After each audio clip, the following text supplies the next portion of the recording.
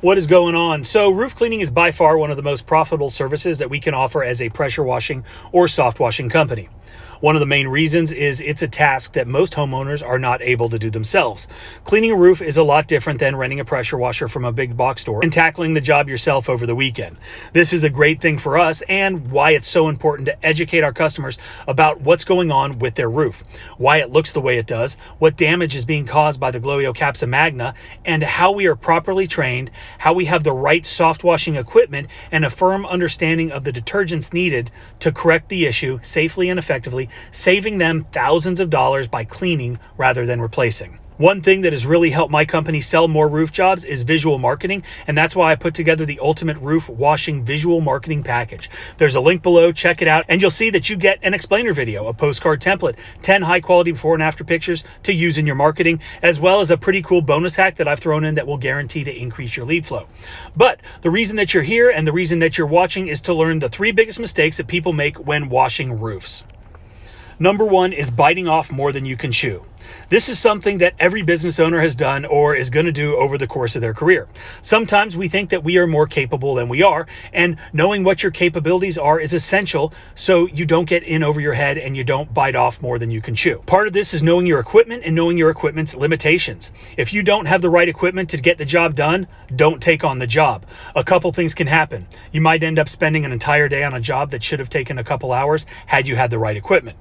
Another thing is leaving a bad taste in the customer's mouth because you didn't get the job done or you didn't do a good job. And that opens you up for a bad review, and that's not good. Also, bad word of mouth. And sometimes when we are in over our heads, we also make bad decisions, and bad decisions made up on a roof are the last place that you want to be when you're making bad decisions. Safety is first, and no job is worth getting hurt over.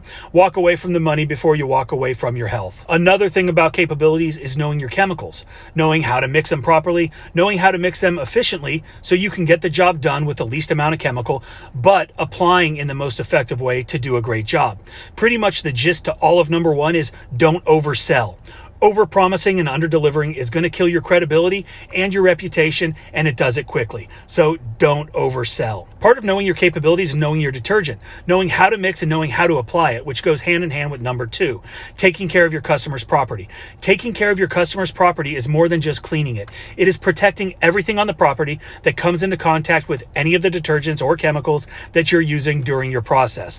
Obviously, the first thing that you want to do upon arriving to the property is your pre-inspection walkthrough, taking note of any pre-existing conditions, communicating these with your customer to mitigate any potential issues down the road.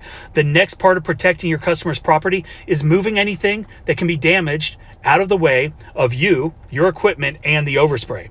This is plants, this is rugs, this is furniture, this is pillows, this is anything you can move that could possibly be damaged. I do encourage you to communicate with your customer prior to arriving that it is their job to move all of these things. And you're going to charge them if they don't move them. Your time is valuable and you need to be compensated for that. But again, you have to communicate thoroughly with the customer in order to do this. So after your pre-inspection walkthrough, after you make sure everything is moved away from the property, it's now time to water everything. I've talked about this a lot. It's absolutely essential to pre-wet, wet during the process, and rinse down everything after you're done cleaning. This is probably as important as cleaning the roof itself. There is nothing worse than getting that call from a customer saying they have plants that are dying. So my tip of the day, once you think you're done watering, keep on watering. If you've made it this far in the video, leave a comment below. Keep on watering. All right, so the third and last thing we will talk about today is over application of detergent on the roof. This is something that I see all the time, and this is something that we spend quite a bit of time on when we're training our technicians. Runoff is one of the biggest issues when you're cleaning a roof. We do everything we can to reduce the amount of runoff, and that is why my company has switched from 7 gallon per minute to 5.5 gallon per minute pumps, because it does reduce the runoff. All too often people think the more you spray, the cleaner stuff is going to get, but that is not the case. If you're spraying a bunch of liquid on a surface, a large percentage is just going to run off. It's not staying on there. It's not allowed time to do its job. So a fine mist, wetting the surface, saturating it, but not oversaturating it. If you have excessive runoff, reduce the amount that you're spraying. Give the detergent time to do its job. This is one of the reasons that we use surfactants like Southern Draw from Southeast Soft Wash when we're doing roofs. It allows the detergent to stay up on the surface a lot longer, which means the chemical is up there longer It's being allowed to do its job better, and we won't have to use as much chemical to achieve the same results because, like I said, it's staying up there longer.